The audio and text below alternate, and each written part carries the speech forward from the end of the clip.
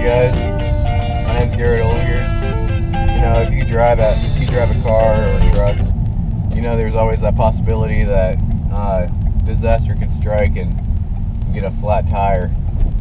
So in this situation, it's always important to remain calm.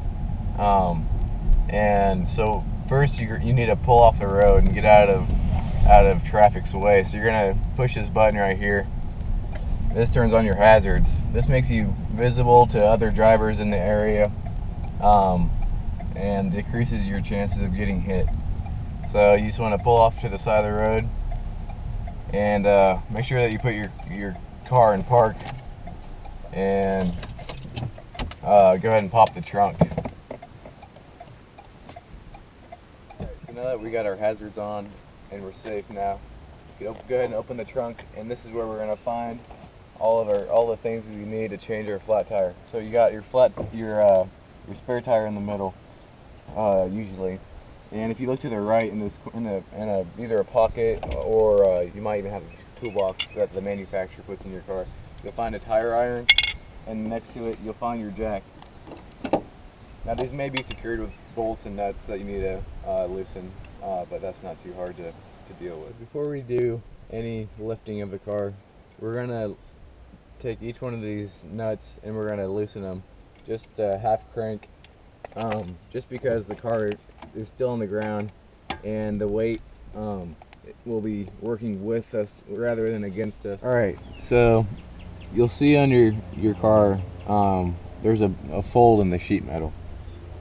Now if you look along it, you'll notice little folds in it, and then specifically two that are fairly close to each other.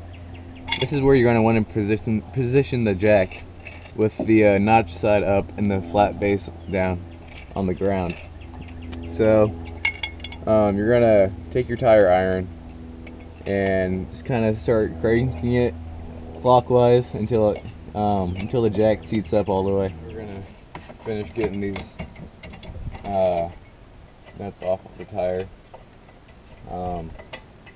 When doing this, make sure that you don't lose any of these, because they are kind of important to getting you to where you need. Alright, now we're ready to lift off the tire. And when you do this, you don't want to do it with your back because you could strain your back.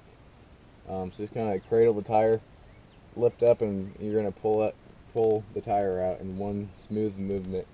So just up, and there it's off, just like that.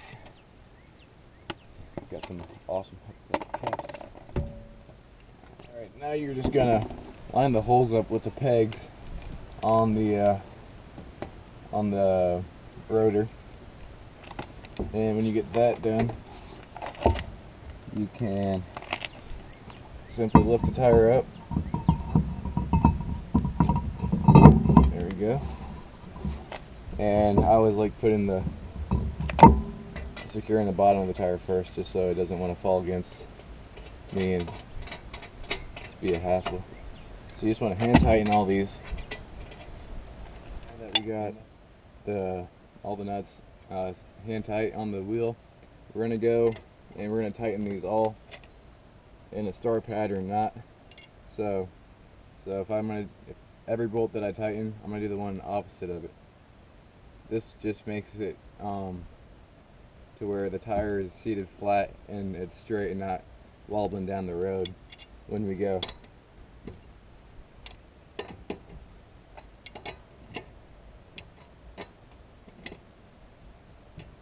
Alright, now we're just going to reverse the process, and we're going to start cranking the jack counterclockwise. Remember, you want to do this smoothly because the car can still roll off the jack, which would not be fun.